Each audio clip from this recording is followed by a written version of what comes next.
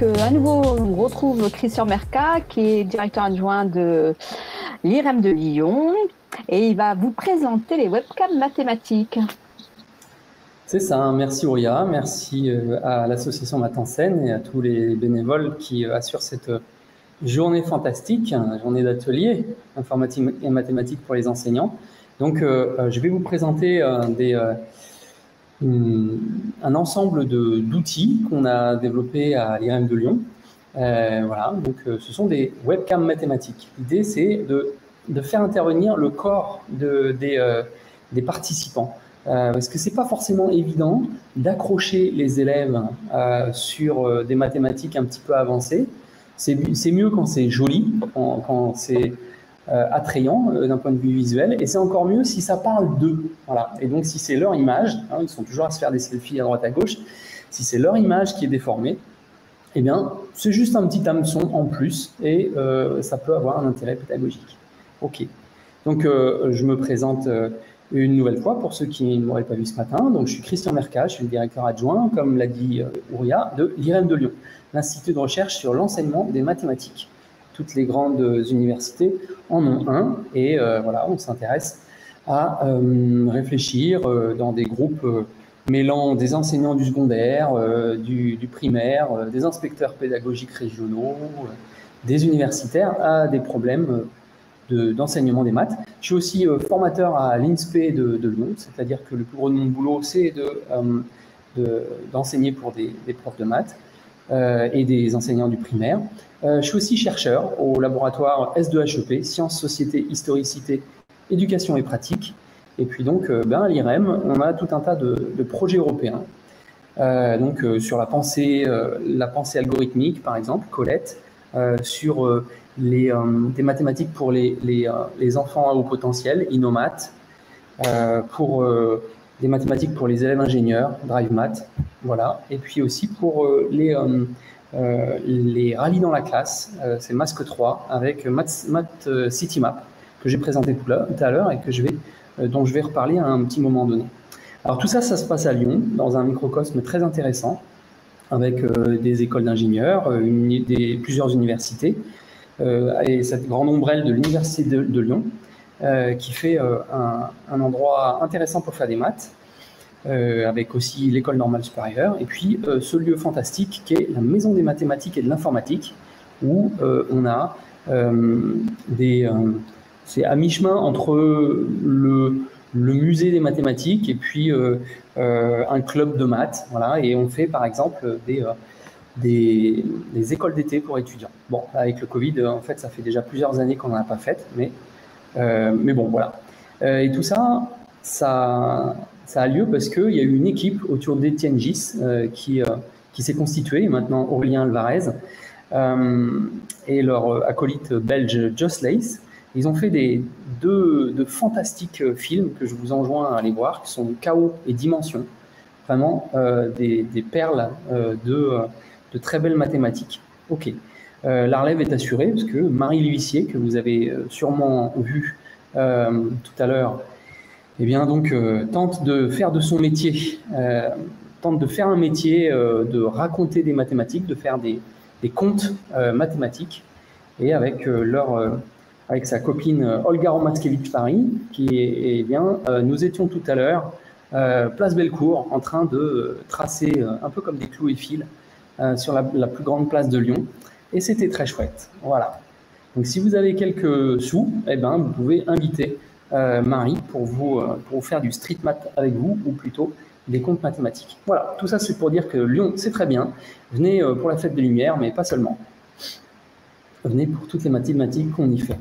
Très bien. Donc, je vais vous parler des webcams mathématiques et de ce petit changement, ce petit focus qu'on peut faire sur les mathématiques situées. On dit les mathématiques situées, c'est des mathématiques qui sont situées dans le corps, où avoir un corps, eh ben, ça peut aider pour faire des maths. Donc, l'enfant scientifique comprend le monde avec son corps, et puis il touche, il manipule, il parle, il verbalise, et puis tout ça, ça lui fait des images mentales, il abstrait. Okay, et donc, ça aide de pouvoir faire des cabrioles ça aide de pouvoir écouter. On fait la semaine dernière, dans cette semaine, il y a eu un super chouette spectacle qui s'appelait Math and Pop sur les mathématiques de la musique. C'était vraiment fantastique. Donc il y a vraiment beaucoup de mathématiques qui s'entendent et puis qu'il y a des mathématiques qui se touchent aussi. Donc, et nous, qu'est-ce qu'on en fait dans la classe de maths? Eh bien, bien souvent, pas grand-chose. Et donc, bon, bah voilà, on se retrouve avec des élèves qui sont pas forcément très motivés. Et donc, bon, bah, on peut essayer de rendre les maths un petit peu plus réalistes. Alors, je dirais pas moins abstraites, hein, parce que l'abstraction, c'est pas l'ennemi. Et on l'a bien vu avec Foxart, visualiser, rendre concret quelque chose, c'est pour avoir accès à une image mentale, c'est-à-dire vraiment avoir accès à l'abstraction. Donc il y a un courant donc de mathématiques situées, dont la plus connue des ambassadrices est Nathalie Sinclair au Québec. Et puis donc moi je vais vous parler de mathématiques situées avec le corps et donc du travail de thèse en particulier que nous avons fait avec Pedro Lealino Filho ici. Et donc, je vais vous présenter la première webcam qui est Function Hero. Okay, c'est un peu la même chose que Guitar Hero. Dans Guitar Hero, vous avez des notes qui montent et il faut, à un moment où elles passent à un certain endroit, ben, il faut les jouer. Okay, c'est ça, Guitar Hero. Et donc là, ce que Pedro a inventé, c'est Function Hero. Vous avez une chorégraphie. Une chorégraphie, c'est quoi? C'est une suite de fonctions. Et cette suite de fonctions, eh bien, à chaque fonction est associé un graphe et il faut bouger en face de la caméra pour mimer le graphe de la fonction le plus rapidement et le plus précisément possible. Voilà, on va y aller. Donc, si je clique là, est-ce que ça marche? Non, il faut que je fasse comment déjà pour suivre ce lien-là. Donc, je vais le taper directement dans la Function Hero. Voilà, donc là maintenant je vais partager mon écran si c'est possible. Vous voyez donc sur la première ligne, le sinus x, cosinus x, 1,5 de x, moins 1,5 de x2, exponentielle x, 1/6 de x cube, valeur absolue de x. Okay, donc ça, c'est ce que nous, on appelle une chorégraphie. Okay, donc une chorégraphie, c'est quoi? C'est une suite d'expressions algébriques comme ça. Okay, donc, voilà, maintenant, je vais mettre en plein écran. Est-ce que vous voyez bien le plein écran là? Vous pouvez me dire si vous voyez bien le plein écran? Donc là, moi, j'ai moins 1,5 de x2. Voilà, donc il faut que je sois le plus rapide de moins 1,5 de x2. Ensuite, c'est exponentielle x. Exponentielle x, ça va être par là. Okay, qui voit ma main. Hop là, pas ma main. Okay. Ensuite, c'est 1/6 de x cube. Voilà, donc exponentielle x. Une fois que le graphe il est vert, on ne gagne plus beaucoup de points. C'est comme ça qu'on a fait les réglages. Voilà. Donc maintenant, ça va être 1/6 de x cube qui va venir par là. Donc, par là, ici. Ok. Voilà. Il fait pas mal de points. Là. Ok. Ensuite, ça va être valeur absolue de x. Valeur absolue de x, c'est 2 droite. Ok. Je le montre un peu plus. Voilà. Ensuite, c'est sinus x. Sinus x, c'est plutôt comme ça. Il faut que j'augmente un peu la pente en 0. Hein. Cosinus x maintenant. Cosinus x, c'est plutôt comme ça. Ok. 1,5 de x2. Ah oui, d'accord. Donc là, maintenant, le coup d'après, eh bien, on n'a plus le moins 1,5 de x2, on n'a plus le graphe. Exponentielle x. Okay. Donc le premier tour, on avait le graphe, et le deuxième tour, on n'a plus le graphe. Okay. 1/6 de x cube. Okay. Valeur absolue de x.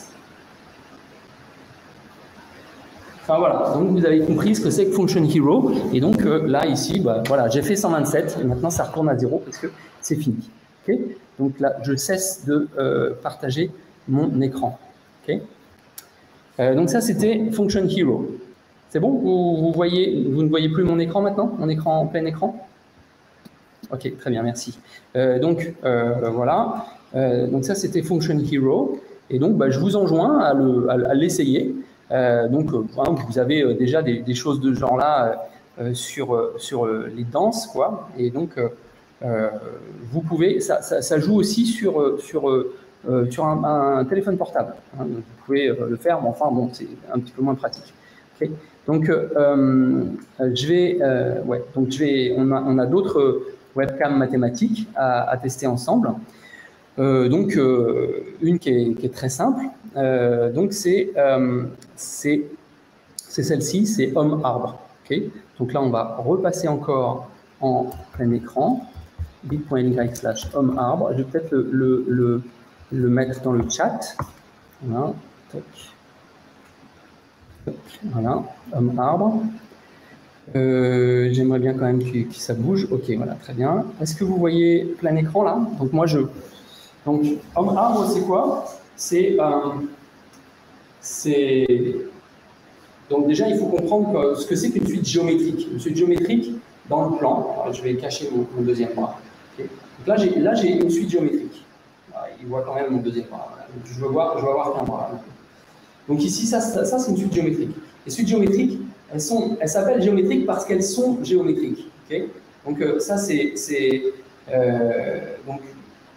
vais prendre mes deux bras parce que sinon ça... Donc là, en fait, j'ai une suite géométrique gauche, vous voyez, qui envoie mon tronc sur mon bras gauche, et le bras gauche de mon bras gauche sur mon bras gauche, enfin mon tronc sur le bras gauche de mon bras gauche, etc. Et à chaque fois, je suis multiplié par le même nombre complexe, par la même réseau. Donc, ça me donne donc une suite géométrique. Une suite géométrique dans le plan complexe, ça ressemble à ça. Voilà. Donc, on converge vers un point qui est là-bas. Okay. Et donc, il y en a une autre pour le bras droit, okay.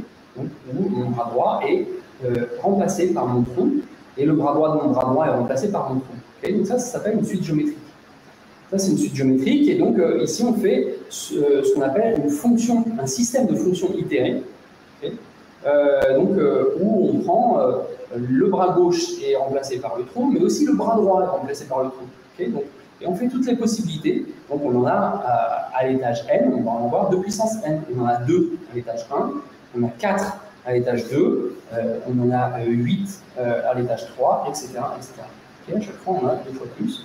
Et donc, vous pouvez modifier un peu les paramètres en bougeant un peu vos bras. Et bien, vous pouvez modifier les paramètres de vos deux suites géométriques et tenter d'être plutôt une fougère ou d'être plutôt un cactus ou d'être plutôt. Enfin bref, voilà. Vous pouvez expérimenter les différentes raisons, les deux raisons. Voilà. Donc là, ici, j'ai deux suites géométriques avec deux raisons associées. Et je peux les rapprocher de 0, okay, en mettant mon bras droit devant moi. Et bien, donc, j'ai plus de bras gauche. Plutôt que de le cacher, j'aurais pu faire ça dessus. Voilà. Donc là, ici, j'ai plus que mon bras droit est 0, tandis que mon bras gauche, donc, a une raison qui peut être 3. Okay. Je peux faire dans l'autre sens. Voilà. Donc là, j'ai une suite géométrique associée à mon bras droit. Okay. dont je peux contrôler la raison. Alors c'est intéressant de dire que le terme raison, une suite géométrique, c'est la même raison que la raison avec laquelle on raisonne. Okay, donc il y a vraiment cette idée de raisonner et de garder les choses en proportion, les unes par rapport aux autres. Voilà, donc je vais cesser de partager mon écran. Paf, voilà. Donc, et je passe à la suivante. Donc la suivante, c'est donc... je vais passer directement à celle-là, Julia Webcam. Okay, donc bit.ly/Julia Webcam. Alors 2 petites secondes que je la mette dans le chat. Voilà. Voilà. Et donc on peut de la même manière partager mon plein écran. Et donc qu'est-ce qui se passe ici? Eh bien, ici, on va simplement... Là, la seule chose qui est repérée, ici, ce sont vos mains. Okay, vous voyez, vos poignets. Et donc, en fait, peu importe là où ils sont, hein, c'est invariant par translation. Donc, c'est invariant par translation. Alors, qu'est-ce qui se passe là? Si j'ai 0, si mes deux poignets sont au même endroit, j'obtiens un disque. Okay. Et le disque, c'est quoi? Eh bien, c'est l'ensemble de Julia de l'application qui a Z donne Z2 plus C. Okay, et ce que je suis en train de piloter, c'est C avec mes mains. Je suis en train d'explorer ici l'espace l'espace de Mandelbrot, c'est l'espace des C, et à chaque fois que j'ai un C, eh bien, ça me donne l'ensemble des points qui sont, quand je les itère, eh bien, sont à distance finie de 0. Okay, donc ici, pour revenir pour C égale 0, donne Z donne Z carré. Z donne Z carré. Okay, si j'ai Z donne Z carré, eh bien, si je commence par un point qui est plus petit, qui est de module plus petit que 1, je mets au carré, il va être de module encore plus petit que 1. Okay, et si je continue comme ça, eh bien, il va converger vers 0. Si au contraire, il est plus grand que 1, eh bien, il va exploser à l'infini. Okay, bon, donc c'est pour ça que les points dont les différents itérés dans l'application qui a Z donne Z2 plus C, Z donne Z2, les points tels que quand j'itère Z donne Z au carré reste à distance finie de l'origine, eh bien, c'est le disque centré en 0, le disque unité centré en 0. Quand je déforme un petit peu, donc je fais Z donne Z2 plus C, eh bien, topologiquement, c'est un disque, donc, mais métriquement, ce n'est pas un disque. Okay, et si je fais un C très grand, si j'écarte beaucoup mes bras, eh bien, peu importe où je commence, quand je fais Z donne Z carré plus C, avec C qui est grand, eh bien, ça va partir à l'infini. Il n'y a pas de point fixe à distance finie. Okay, pour être à distance finie, il faut que C ne soit pas trop loin de l'origine.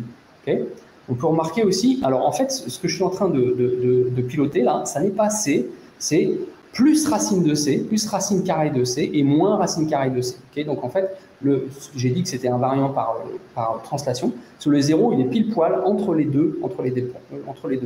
D'accord ? Donc voilà, donc ici, vous pouvez remarquer que si les deux points sont à l'horizontale, eh bien, on a un diagramme de Julia qui est symétrique. Okay, qui est symétrique. Parce qu'en fait, C est réel. Tandis que quand C n'est pas réel, si C est imaginaire pur, qu'est-ce que ça va me donner?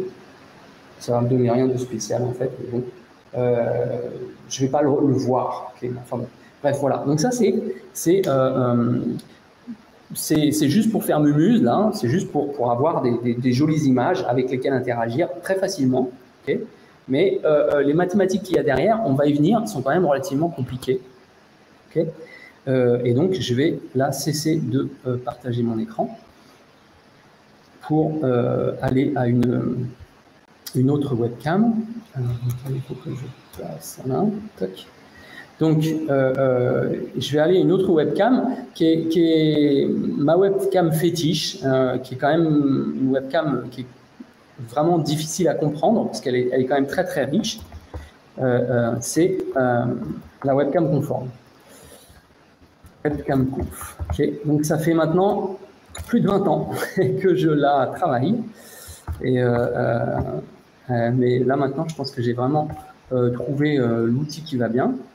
Donc, ok, qu'est-ce qu'on voit ici? Donc, là, on peut repasser en plein écran. Donc, je regarde s'il y avait des questions. Non, ok. Donc, qu'est-ce qu'on voit ici? Eh bien, on voit ici un carré de largeur unité. Donc, ici, ça va être 0. Là, ici, j'en profite, je suis à l'ENS, alors je vais avoir un tableau. Je vais peut-être, bougez pas, hein, je vais juste repérer où est le 0. J'aurais pu le faire avant. C'est vrai que c'est un peu bête. Le 0, il va être par ici. Est-ce que... Ouais, ok. Donc ça, c'est 0 qui est là. Okay. Voilà. Voilà. Donc je vais dessiner le plan complexe, enfin une partie du plan complexe. Je vais dessiner donc je vais revenir à l'identité. Ça, c'était juste... voilà. Ok. Donc je vais faire Z donne Z pour avoir l'identité. Ok, donc là, ici, on a le carré. Donc, je vais le mettre. Okay. Donc ici, c'est moins 1. moins 1, il est ici. Okay. De l'autre côté, on a plus 1. Okay. Plus 1, il est là. Okay. Vers le haut, on a plus I, il est hors du tableau. Voilà, plus I, il est par en haut. Et moins I, il est par en bas. Okay. Et ici, on a en particulier une cercle unité par là. Okay. Voilà, donc là, ici, on a le cercle unité à peu près. Bon, peut-être le rendre un peu plus visible, le cercle unité. Voilà.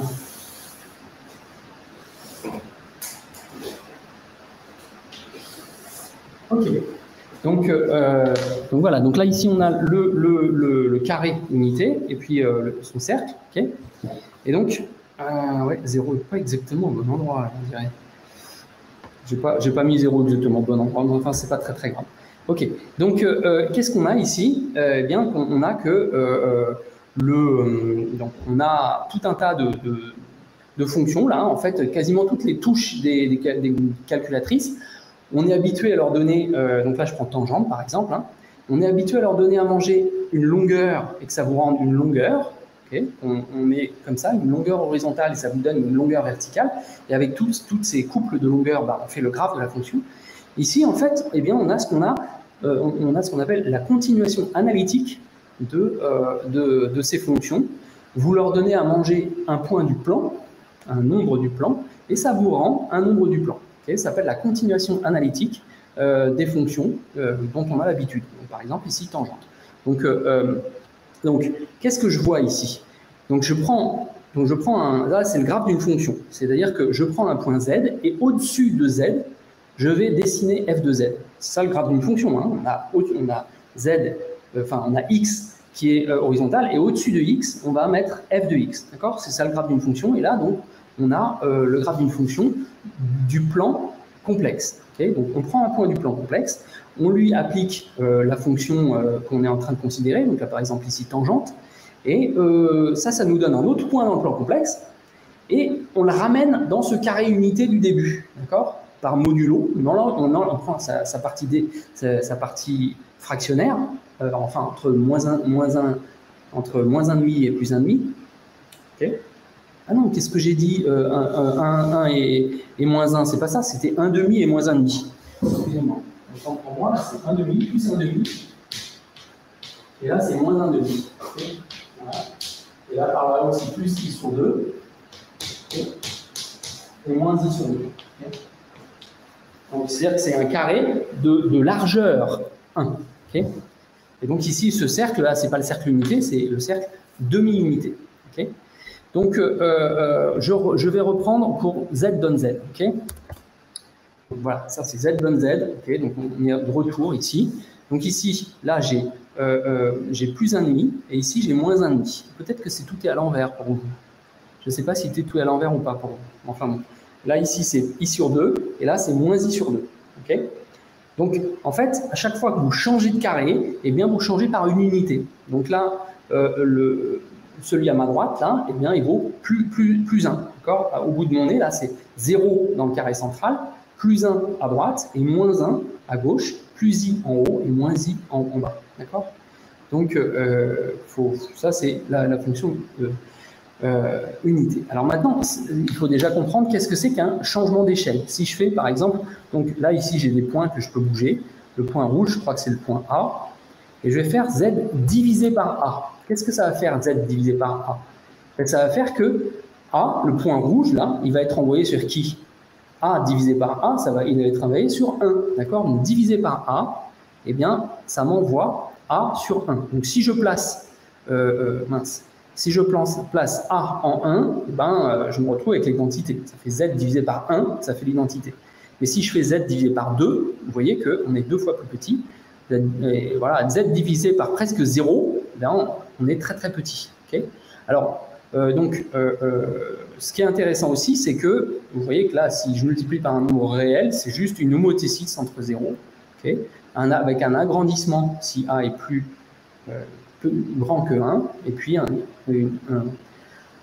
un agrandissement, une réduction si A est entre 0 et 1. Alors donc là, vous voyez que si A est négatif, bah, on se retrouve à la tête en bas, d'accord?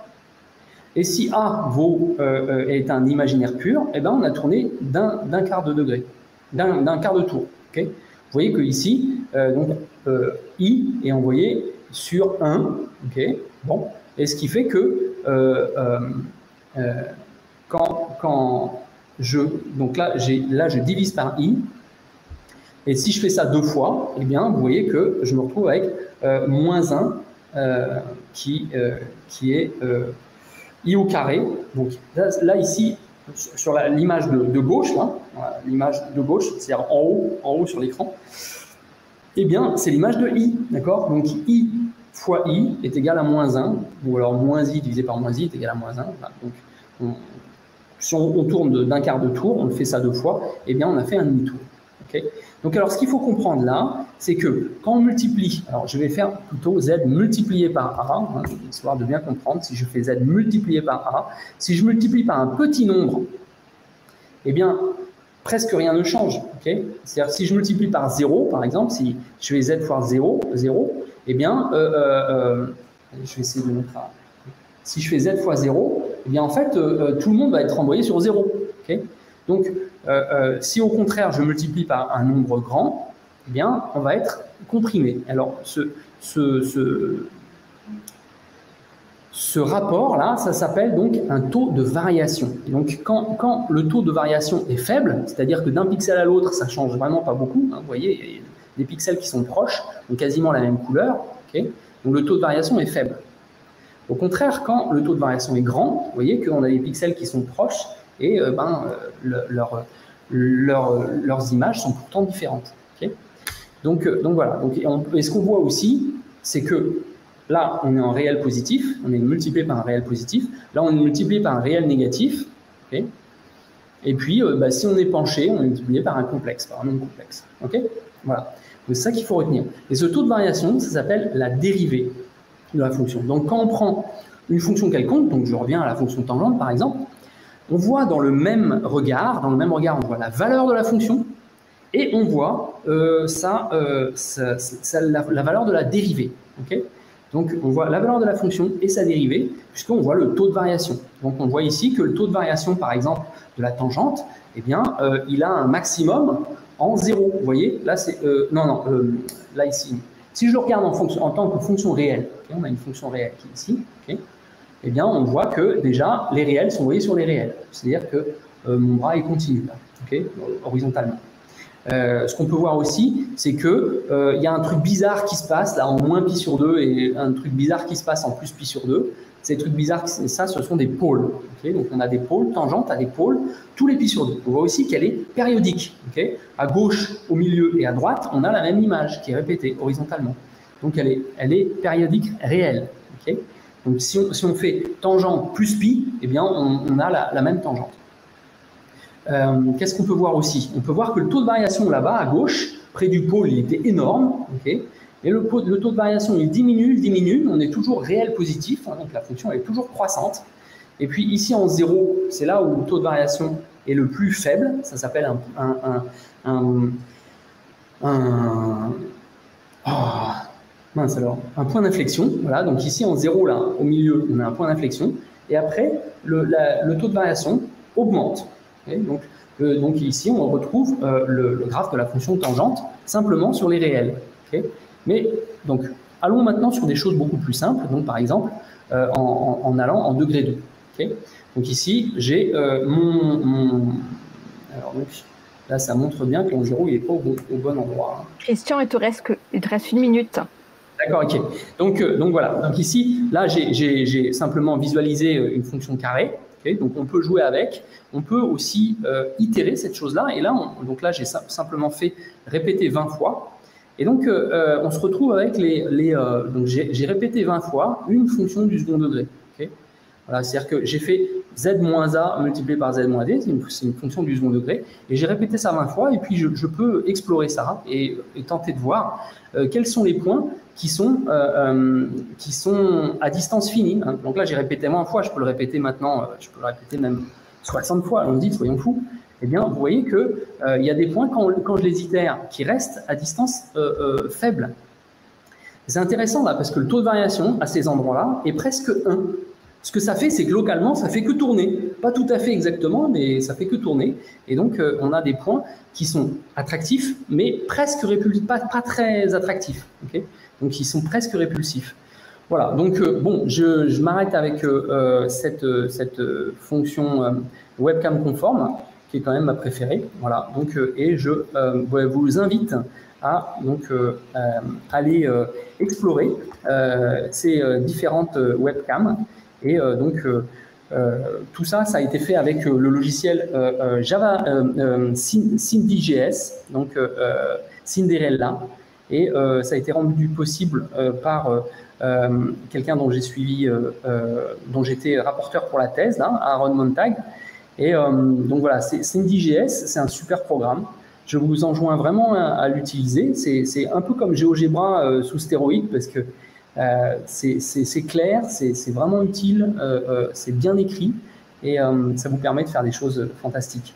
Voilà, ben, je vous remercie beaucoup pour votre intérêt et encore merci à Matt Hansen pour avoir rendu possible ces journées d'atelier. Au revoir. Est-ce que vous avez des questions? Je te remercie beaucoup, Christian. Donc j'ai mis le lien du site de l'IREM où il y a un article sur les webcams de l'IREM de Lyon pour qu'ils puissent aller voir les collègues. Et donc, oui, je ne sais pas s'il y a des questions. Ce qu'ils peuvent faire, c'est qu'ils n'hésitent pas de te contacter, parce que je pense qu'on peut trouver facilement ton mail, soit via les réseaux sociaux ou directement à l'IREM de Lyon, s'ils ont des questions par rapport à ta présentation de webcam ou la présentation, ou bien sur MathCityMap. Et en effet, n'hésitez pas d'aller voir un peu ce qui se passe à la MMI et à l'IREM de Lyon. C'est très, très, très riche dans cette région autour de la culture des mathématiques. Je te remercie beaucoup, Christian.